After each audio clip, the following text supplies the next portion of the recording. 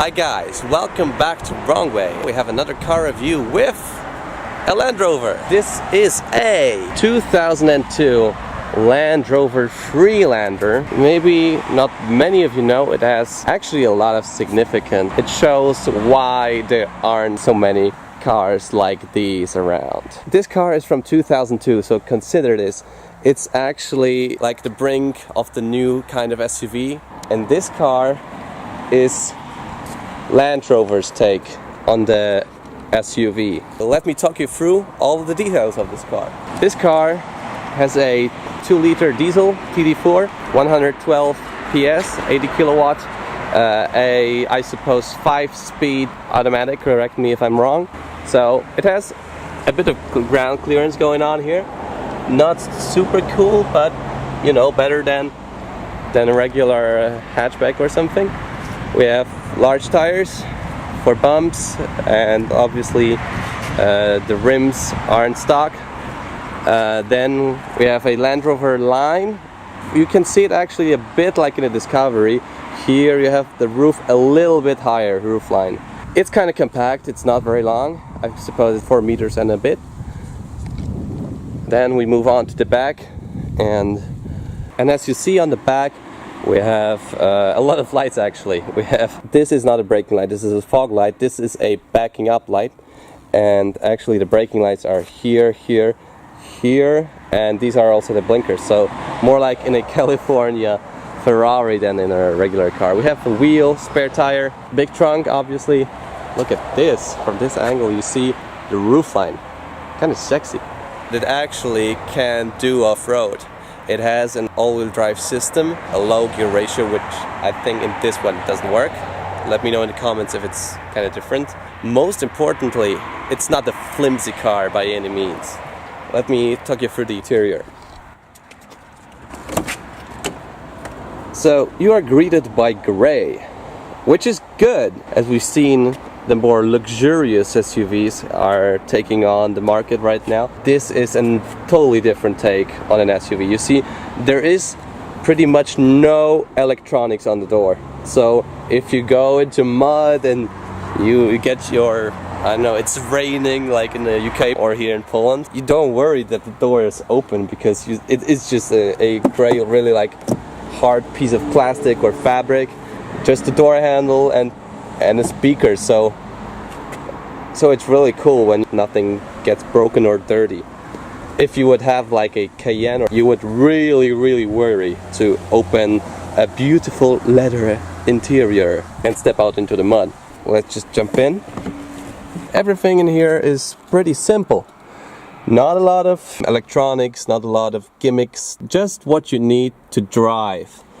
So steering wheel, horn, and regular like standard dashboard, compartments, and we'll count that in a second, how many compartments there are.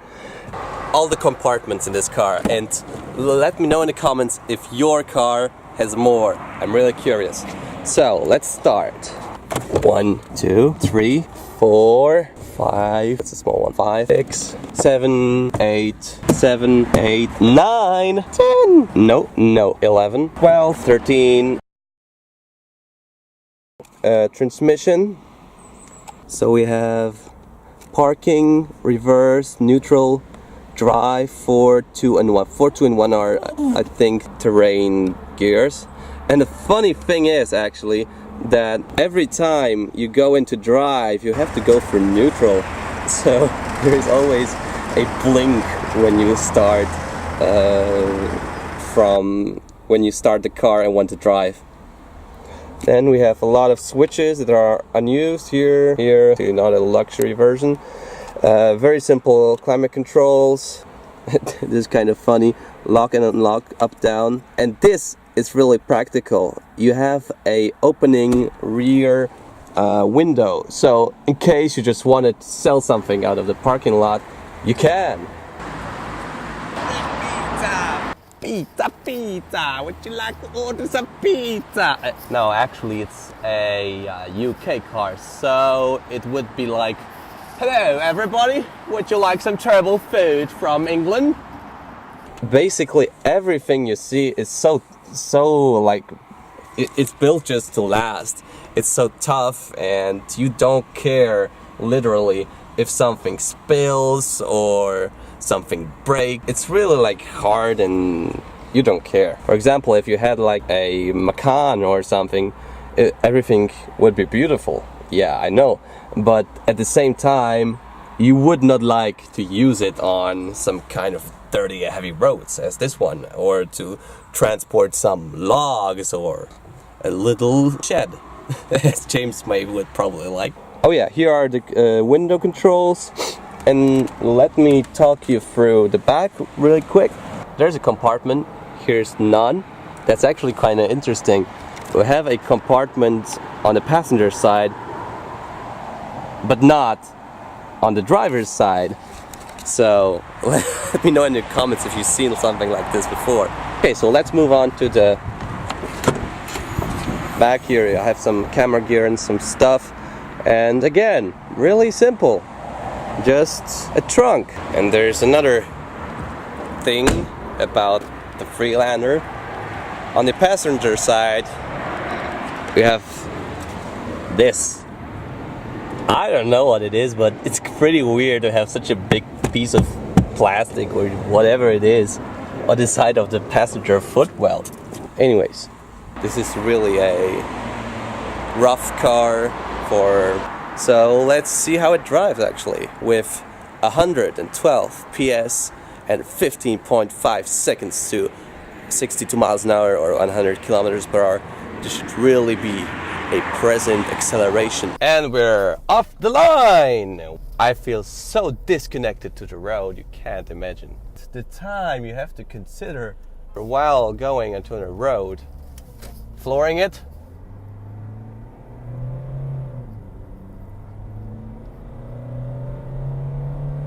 Wow! It went to 4.2 thousand RPM.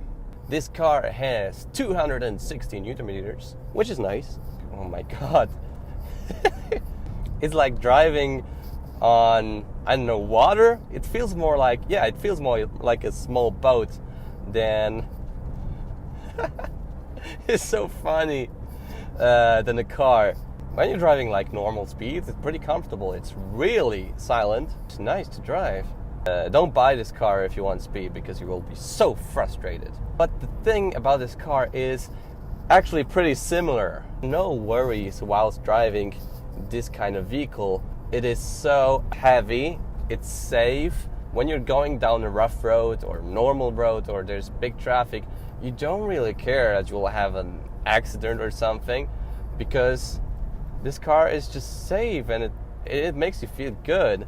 Another thing I like about the Freelander, and actually most of the Land Rovers of this era, is that you sit pretty high up in the cabin, and most importantly, side windows are really low. Recently I drove in the new F-Pace, which has the door stuff ends like here, so you feel like you are driving in a pool, you know what I mean? When you're in a pool, all you see is just like water from this perspective. And the same thing is in the new F-Pace and a lot of new cars and SUVs, that you just sit and you see the hood not ending, and for parking that's really bad. And here you can see perfectly where the car ends. You have a big rear window, which is not the case in most modern cars. I mean, in most modern cars, SUVs, you have a big window, but it's so tilted that it appears really small when you look out of it. And so that's the thing I really like. And overall, this cabin feels so spacious because you're so high up and everything is just so down low. And there is no modes, no sport, no economical, no whatever. You just put it in drive and you drive. The thing that is interesting about this car is that it is a totally different approach to SUVs, which financially went totally wrong for Land Rover. Or see that there was a Land Rover then, which went totally wrong for Land Rover, obviously, because this is a very simple car, big buttons, no tech gimmicks, just this plain simple all-terrain vehicle made smaller for the city. But as we have seen, Cayennes, Tiguans, Tuaregs, and all of these other SUVs, they became much more successful in the financial department. That's a sign that we live in a time where most of the clients care more about premium materials or entertainment from electronical stuff like modes and setting up your Tinder account on your sat-nav. I like this car therefore because it stands out. It's different. Whereas you see a Toyota RAV4 or a Lexus RX or any basically of these new cars. Oh, see, there's a Lexus RX. They all look the same. Oh, and here is a Kia. Sorry that you don't see it. But they look all the same. And this is like the old boxy design that's robust and works, difficult to break. Something I really, really appreciate about this car. Handling, terrible. Acceleration, terrible. Fuel economy, nah. But smile on your face while you'll see others have a scratch and crack, and you're just, meh, looks nicer now. That's an important thing. Anyways, guys, thank you so much for watching. If you have any comments about this car, or you have some information to add or subtract, or I was wrong, or you think I'm clever, please write down in the comments. Subscribe for more videos to come, as Scene for Glass says, and probably on my next video there will be something way more powerful. Hopefully. Cheers. And if you'd like, you can check out my review about the Land Rover Discovery, and subscribe for plenty more videos to come.